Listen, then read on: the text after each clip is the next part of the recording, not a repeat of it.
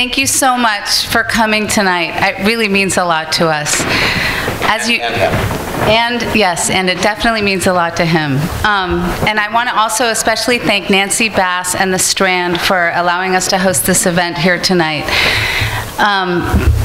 Having it in New York is particularly meaningful on a number of levels. I was born in New York when my father was a surgical resident at Bellevue Hospital, and he said that morning that he took a walk in Central Park and ordered a bagel with extra lox. And this is also where he took me to, because I told him that I wanted to be an artist, and he took me to all the museums in New York, and I was tugging on his sleeve the whole time, asking him about why this was considered art, and what was the meaning of art. And that was when he was also reading a lot of quantum physics, and it was the kind of the beginning of why he decided to write the book Art and Physics, and it's written about in his introduction.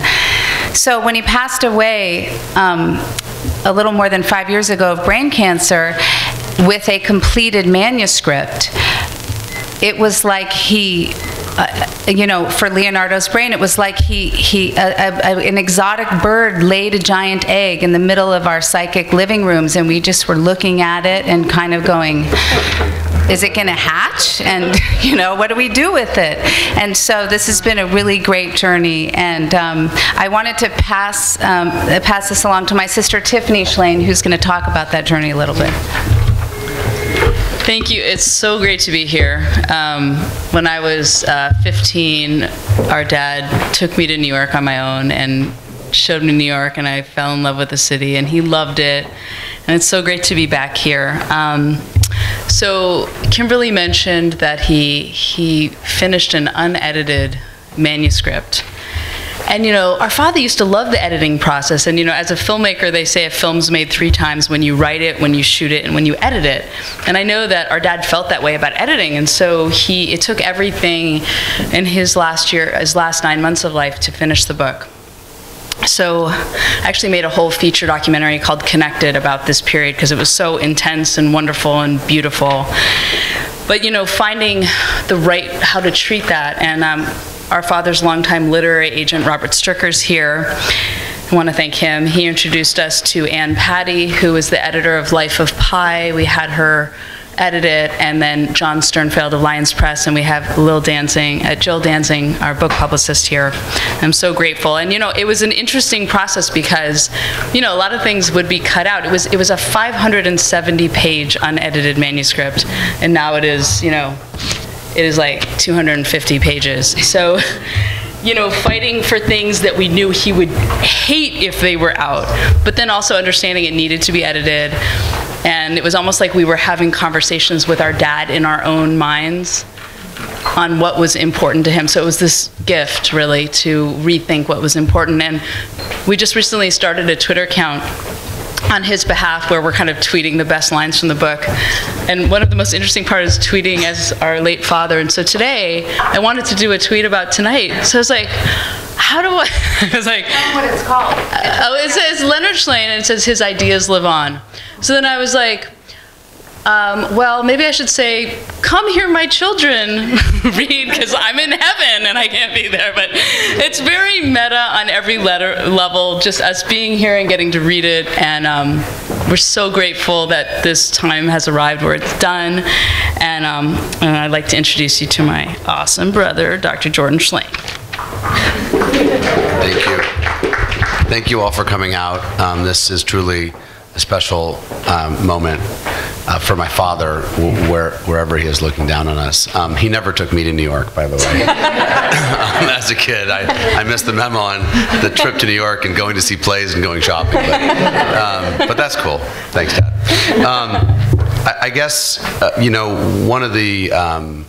So for those of you who knew him, you know that he was a true polymath, somebody who could dive deep into any subject and almost become an expert in that subject, and then tie those subjects together in ways that you'd scratch your head and say, wait, say that again?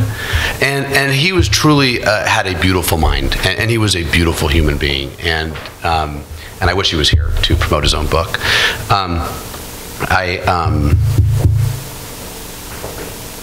wanted to also say that when he got diagnosed with his brain tumor on that fateful day, throughout the next 9 months until he passed, I was his surrogate doctor in a way, and I drew blood on him every day, and I dropped him off at the hospital, and I'd come back with the results, and we'd have wine at night, and that's how we did our last 9 months. And he was so laser focused on this book and getting this book done, that every day he woke up and he read and he edited and he found the right pictures, and I mean literally he finished the book and he died 3 days later. So this is truly a work of his passion, and he really I'll read you the author's note that at least kind of summarizes what I said a little differently. In the months before September 6, 2008, I noticed that I was having trouble buttoning my sleeves with my right hand more than my left, even though I'm right-handed. When I came down for breakfast that morning, I could barely speak. My alarmed wife, Ina, called my son, Jordan, a doctor who scheduled an emergency MRI. I emerged to find my friend Brian Anderson, it's actually Brian Andrews, a neurosurgeon at my bedside. He told me in a serious voice that I would need emergency brain surgery in 2 hours. The brain tumor was large and malignant. Even though I knew that the tremendous difficulty I was having speaking and moving my right side was as a result of the swelling secondary to the surgery, at the time I was not sure I would recover. Thankfully I did. The reason I'm telling you of this development, dear reader, is to let you know that I'm determined to finish this book. Tiffany Shlain, my youngest daughter who lives near me, has assured me that she will be there to help, be there for any help I may need. Most of it is written and the last few chapters are in my head. I had planned to make this book as accurate as possible and to meticulously go over every fact and date to ensure there are no errors. Alas, there is not enough time left for me to guarantee that. So I ask for your tolerance if the book slips on detail or if an endnote is missing. I have poured myself into this book by reading and synthesizing an enormous amount of background information about Leonardo and the evolutionary development of his brain. In this book, I am aimed to present original theories that weave together different aspects of Leonardo's life and brain that have not yet been considered by previous scholars from the fields of psychology, art, history, and science. In doing so, I hope to stimulate new thinking about Leonardo and humankind alike. Leonard Shlain, Mill Valley, California, April 2009.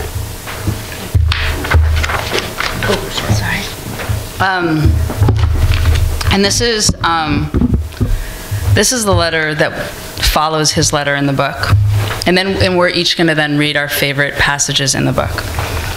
On September 6, 2008, our father entered emergency surgery and was diagnosed with stage 4 brain cancer and given 9 months to live. The prospect of losing our father, a simultaneously larger-than-life and loving and fully present figure, took our breath away. Up until that fateful day, he had been diligently finishing this book that he had worked on for 7 years, Leonardo's Brain. Our days were spent eating meals together, searching for silver brain cancer bullets, shuttling between radiation and daily blood transfusions, and writing this book. So whether we were reading or talking about his book or the tumor that we were trying to shrink in his head, we were always talking about Leonardo's brain in one form or another. I mean, the irony was not lost on any of us that his name was Leonard Shlain. He was writing a book about Leonardo's brain, and he had brain cancer. Shlain and brain rot. Yes, they do. Shlain Brain Day. Okay. These days were especially high definition. He reached out to people he hadn't seen in years, and they would pick him up at home, take him out for a fabulous lunch with a glass of wine, and reconnect. After this, he would sit in the blood transfusion chair at the hospital and then go home and get back to writing. He was trying to download all his ideas and knowledge before it was too late. He finished the book on Monday, May 3rd, 2009. It was akin to watching a long-distance runner cross a finish line. On Thursday, May 6th, we spent the evening selecting quotes from a large list of favorites he kept in a document, placing 2 or 3 atop every chapter, like putting dewdrops on the leaves of a Japanese tea ceremony orchid. On Friday, May 7th, Ina, his wife, and our stepmother called all 3 children and his 2 best friends to his bedside. She said he had something he wanted to tell all of us. We gathered around him, but this time he couldn't speak. Still, we could see the thoughts dancing in his eyes. He looked frustrated in not being able to find words, but then he started to look amazed. He kept saying, "Wow," and then he slipped away. And he died Monday, May 11, 2009 at 5:40 a.m.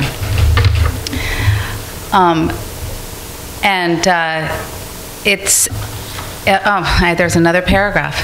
Leonardo's brain is not only one of his grandest intellectual journeys, akin to his books Art and Physics, The Alphabet versus the Goddess, and Sex, Time, and Power, but it also kept him alive. He loved more than anything else to share, and as his children, we are honored to share this book with you.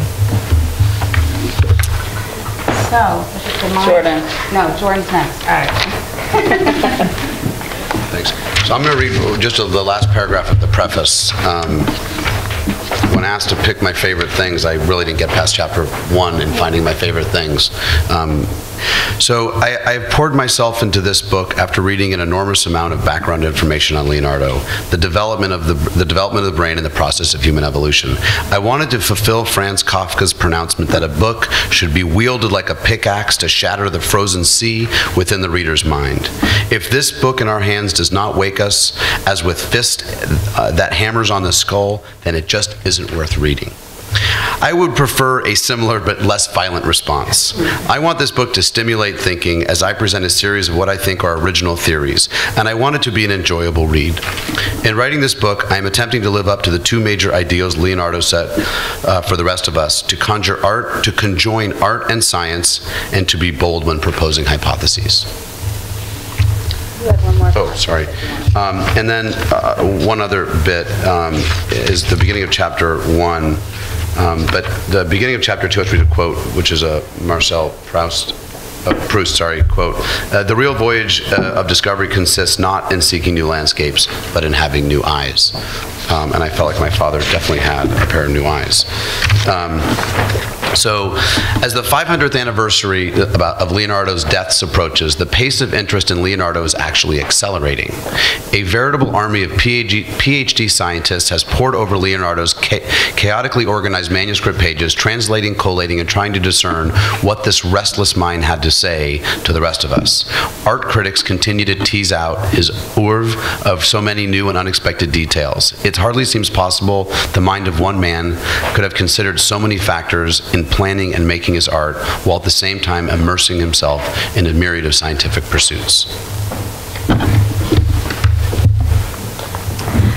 So we all selected passages, and as I mentioned earlier, when he wrote Art and Physics and he was kind of noodling in his mind, you know, what is the meaning of art? Why is there art? And why is there beauty? And in Art and Physics, he sort of answered why art and modern science became inscrutable at the same time, sort of saying that the artist would presage kind of what the scientists would end up discovering. But he still wasn't completely satisfied with why we make art in the first place, and why we, from an evolutionary biological perspective, developed this sense of appreciating aesthetics and beauty. So I found this passage that I really loved, where I thought he summarizes it so beautifully. A sense of beauty would not have evolved unless it gave humans an edge in the fight against other animals for resources. But the question must be asked, of what conceivable benefit could it have been in an awe of a gorgeous sunrise when the attention would have diminished one's alertness to danger? Beauty is, unfortunately, one of those short, slippery, all-purpose words that resemble children's play bubbles. The word beauty is used so commonly in so many different contexts that trying to grab a hold of the word is like trying to wrap your arms around a rainbow. The experience of beauty, like love and truth, is subjective. Its qualia of non-objectivity is the reason scientists have, for the most part, avoided getting stuck in this ambiguous word. Further reflection on beauty's definition, however, allows its breakdown into several different categories. There are three distinct kinds of beauty: sexual, natural, and artifactual. An artifact here is something crafted by the human hand. These three categories overlap each other. Then he goes on to describe what is sexual beauty and natural beauty. And then when he gets to the third category, artifactual beauty is the oddest. While humans are among a multitude of other creatures that fashion tools for a particular use, we appear to be the only animal concerned that the tool we make is aesthetically pleasing.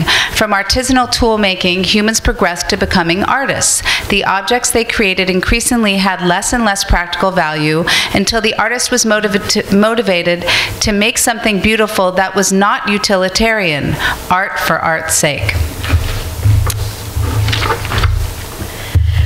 One of the ideas that I think is most provocative that our father had is, I remember once just being like, why are you so interested in Leonardo da Vinci? And after like a whole bunch of answers, he was finally like, he's the future of our species. He shows us what we can become. I'm like, I totally got it. Like, he viewed Da Vinci as the future. And there's a term in evolutionary biology called a sport. And basically every few thousand years, a species can either mutate and become a new species or die off. Or it becomes such a huge mutation that the whole species will become that. So he really believed that Da Vinci was such a mastery of art and science. And he was also actually gay, vegan, and a pacifist. So I was like, he would have done great in San Francisco. Or Brooklyn. So he really believed that Da Vinci was like giving us a glimpse. And of course, we're seeing it today with all of this focus on STEM and STEAM and art and science, and that he was really leading the way in a human that was living his full potential. So I'm going to read a passage from that. The lifespan of a higher species varies between 1 million and 1.2 million years before it either experiences extinction or transitions into a new species. Homo sapiens are 150,000 years old, which means we are approximately 12 to 15 years old in the lifespan of a species. This is about right.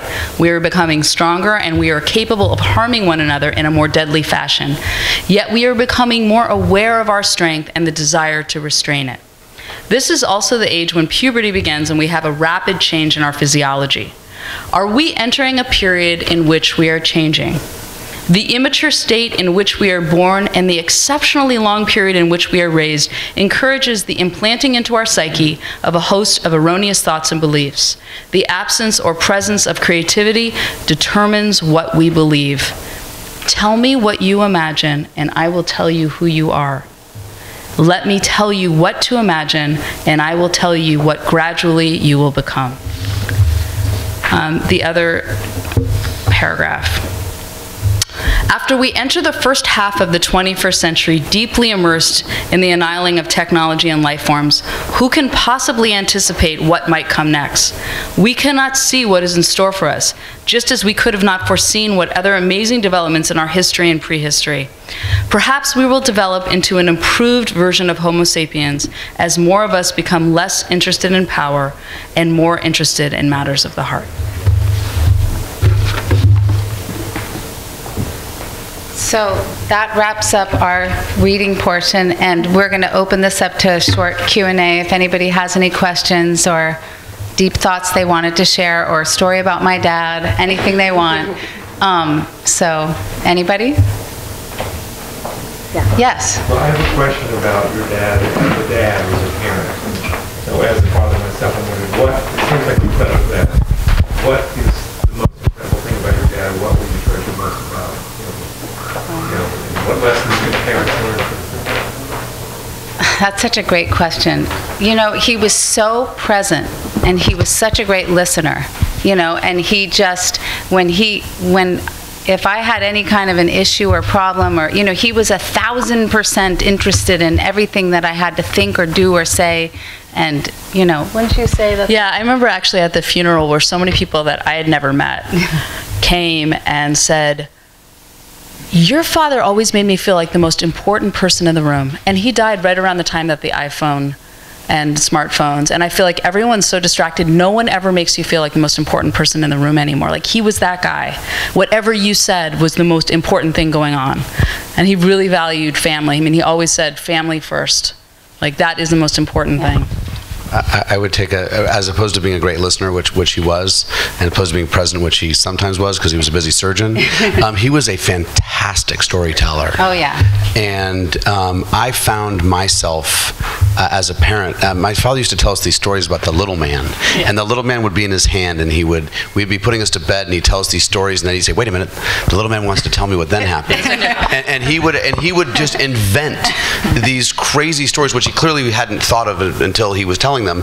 And I found myself telling my kids little man stories until the point where I started working too much, and I would come home at night, late at night, and I would see my oldest daughter telling my youngest daughter little man stories. And so I think Jordan has 4 kids, by the way. Yeah, there's a gap in between. But I just think the art of storytelling and curating an imagination within children is immensely helpful in my ability to come up with new ideas. And he was also kind of an extraordinary person, like in the 70s, really into Buckminster Fuller, as you can imagine. So we were living in Mill Valley in the 70s, and he had it in his head, I'm going to build a gigantic geodesic dome.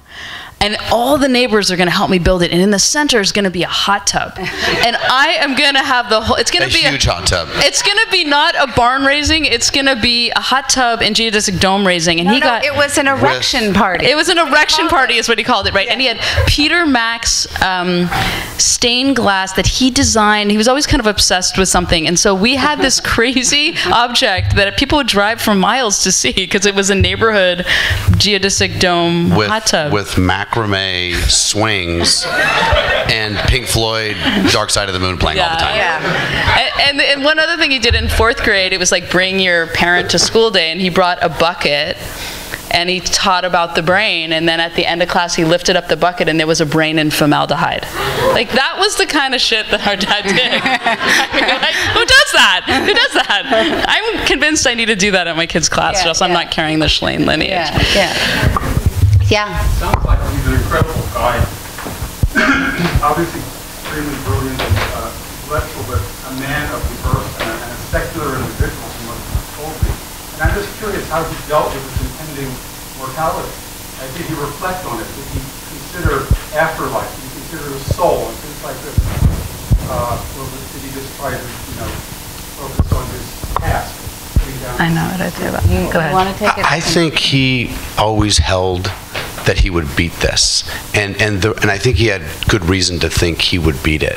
One is because he had cancer at age 37 and told he had a couple years left, and he beat it at age 30. He had non-Hodgkin's lymphoma, and then 6 years before he died, he developed a pulmonary fibrosis that was theoretically due to the radiation he got when he was 37, and he had his radiation from his lymphoma, and then he was told he had a limited time, and then he took some experimental medications and beat it, and then those experimental medications knocked out his bone marrow, and they said, now your bone marrow's gone, you're not going to make it for 2 years, and he beat it. And then he got a brain tumor, and they said, you have 9 months, and he said, you know what, I'm kind of on a roll, I think I'm going to beat it. And so I don't really, and I of course wasn't going to say, the fact that you get that type of brain tumor, nobody beats that one. No one ever has.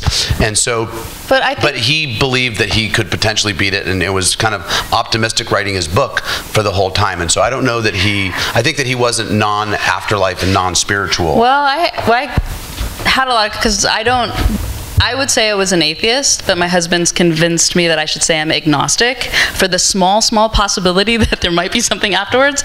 And actually, our dad would, I asked him about it a lot, and he believed in something. He said he usually believed it in the Grand Canyon. Maybe on hallucinogenics always helped, but he believed very similar to the way that Einstein would define his definition of a great humility to a complexity in the universe he didn't understand, but he did not believe in a God and a person. He really... Yeah, he didn't believe in the guy in the sky with the white beard. He definitely would veer on atheism, but more spiritual in nature, and more to what Einstein defined his belief in. But I don't know. I mean, he lives on in all of us as like. I want to add also that when when we were young, when I was young, my dad was a young... You still are, Kimberly. Well, Dad was a young surgeon, and I remember he had these pajamas that said, that my mom got him, that has said MCP, which stand for male chauvinist pig, like as a joke, you know. And then they got divorced, and then he got really into... and became very fascinated by the alphabet versus the goddess, the conflict of the word between word and image, and how, you know, exactly. And he really started to, this really, if we were to republish this, we would have this change to who changed the sex of God from a woman to a man.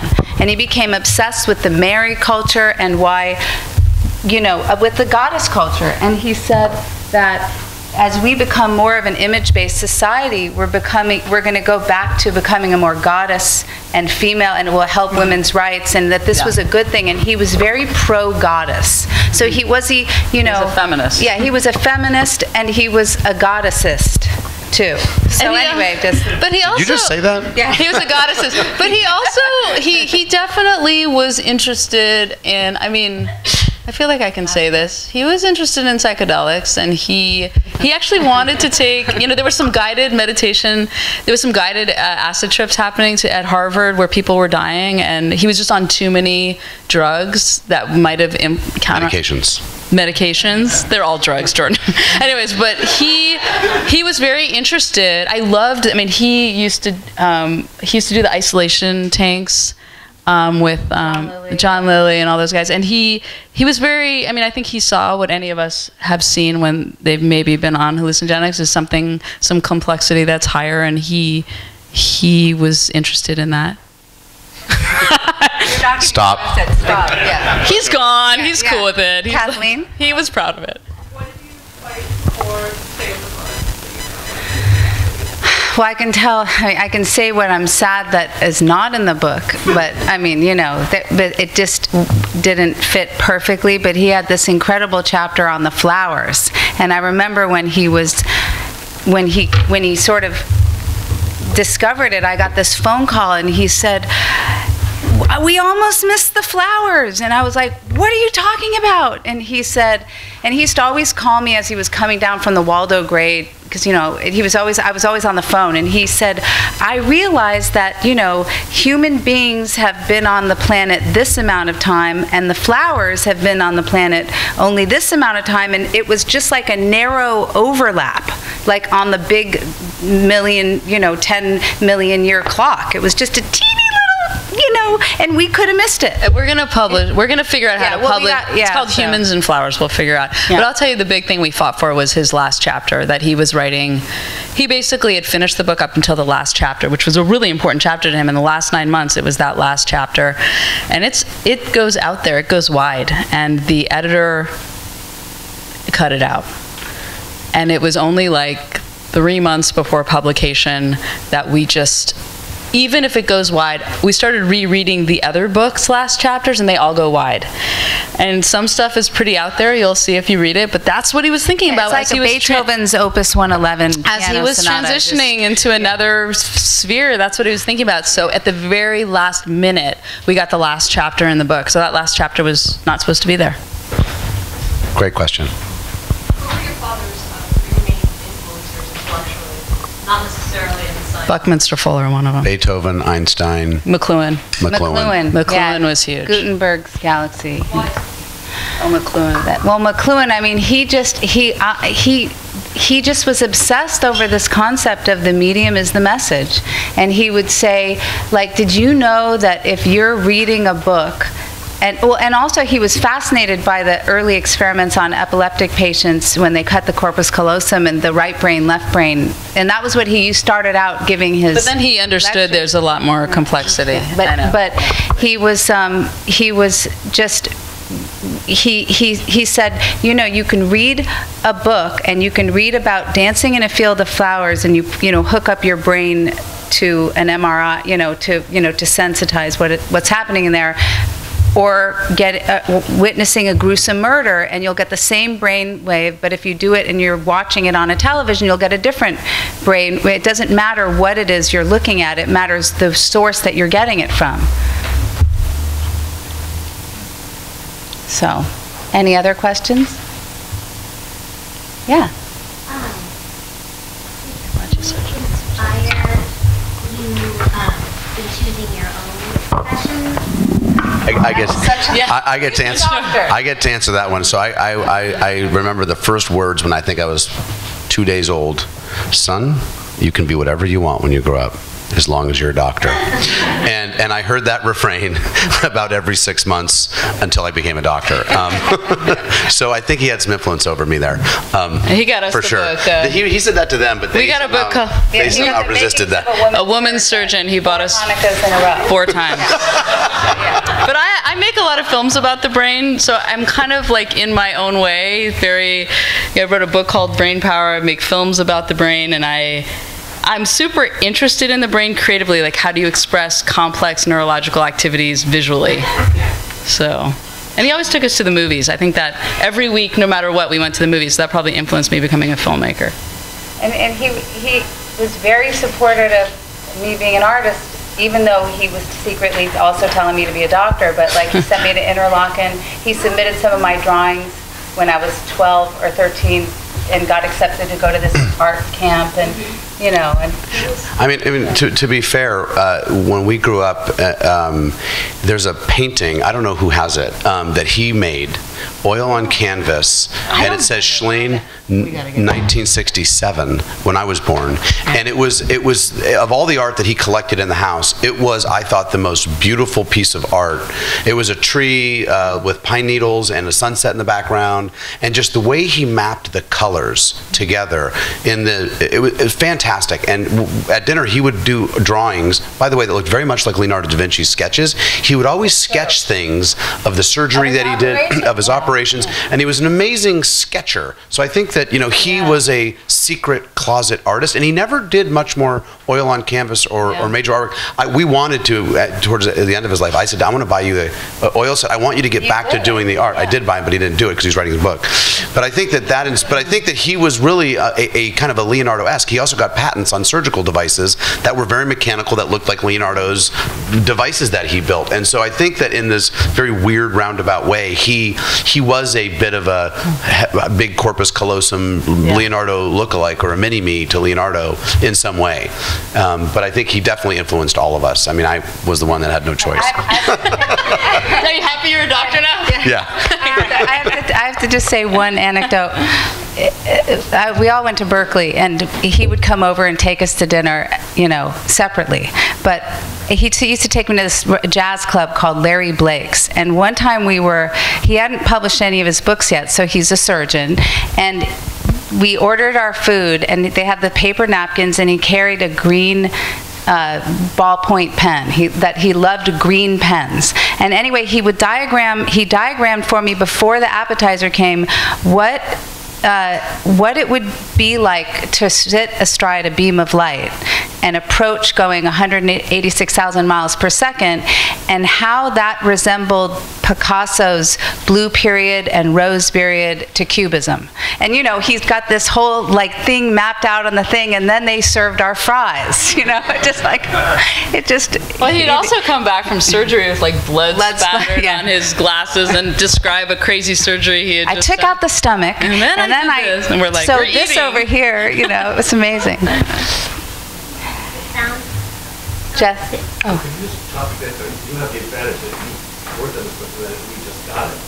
Could you tease a bit, that you did the trailer for the stuff about Leonardo is original? Yeah, and actually, I'm a filmmaker. I have a show called The Future Starts Here. The last episode is called The Future of Our Species, and it really is, you know, it's not the trailer. Half of it is about our dad's book and the ideas behind it, but it gives us really strong history of Leonardo, really strong history of the evolution of the brain and creativity, and what the circumstances were. He kind of does like an autopsy on Leonardo da Vinci's brain in his own way. Corpus callosum, you know, he's trying to imagine why he was able to move so adeptly between art and science. One of the things that struck me so much about what he emphasizes is that we all know Leonardo da Vinci because of Mona Lisa and the Quizzical Smile, and you know, and The Last Supper, and these were the things that he essentially published. But the the 5,000 pages of unpublished material depict over 300 scientific inventions. Our dad talks about how he sort of presaged Newton's 3 laws, Einstein's theory of relativity. I mean, name a major scientific, Descartes. Like even the question, why is the sky blue? Leonardo da Vinci answered that before we knew that atoms existed. And this is all coming to light in the last century with these new biographies on Leonardo, and he sort of uses that information of how actually truly deep he went into his scientific fields, in addition to being a military engineer and strategist and all these other things. I mean, the helicopter, the parachute, the submarine, these were all inventions that he sketched out and did fancy diagrams for, but they just didn't have the technology, wasn't there to make them come to life yet, and he never published anything. And he was an illegitimate child, and he didn't write in Latin, and nobody took you, in those days, if you didn't write it in Latin, it wasn't serious. So he did it in, his native language, so it wasn't, it was just really interesting. It's very great, yeah? Anecdotal, nothing, your father's last word was wow? It was. And that was Steve Jobs' last word was wow. Yeah, we wrote that before that was published. Yes. He totally did. Yeah, he totally did. They were seeing, obviously, something we couldn't see. I think it's obvious where the human race is going. I call it Homo semi-erectus texticus. You mean this? Yeah. It's so sad. Yeah. He was optimistic. Yeah? Even if your dad had been only a writer and written only one book, it would be remarkable. But when I found out he was a surgeon and had written all these other books, I was like, where did he find the time? He found that, that's the thing, it's like he was, it is really good because he worked really hard and he played really hard. He worked all the time, but then he also, I think him getting diagnosed really young with cancer, it really gave him like a zeal for life. Like he felt he got a second chance. And at 37. At 37. Yeah. So he worked so hard and he loved us so much. And he being so close to death so young, I think it makes you just kind of, his priorities were very clear. One time we were on a vacation in Yosemite, we were staying in one of these big cabins. It was like, just one big room with all of the whole family and plus another family and kids. And it was like 3 in the morning, and a bunch of the kids were in the sleeping bags, and I saw a light coming from the bathroom for like a long time. And I knocked on the door and I said, "Dad, are you okay?" I said, "Who's in there?" And he's like, "Are you okay?" And I opened the door, and he was sitting on the floor with paper all around him because he hand wrote the first book. I mean, he did it in longhand, art and physics, and there were papers everywhere. And I just thought, he was just obsessed, and he wrote in the morning. He got up at like 5, 6 in the morning and wrote every morning before surgery. Yeah, I think we have a little history of like manic depression in our family, so I think that the manic part he got a little bit in terms of getting stuff done. Very productive. Did you have a question? I wanted to ask which of his books are your personal favorite? You can't do that. Yeah. That's like saying, which one of your children do you like the best? Yeah. This one we're most intimately helped birth, but I guess let's rephrase the question. What influenced your personal life?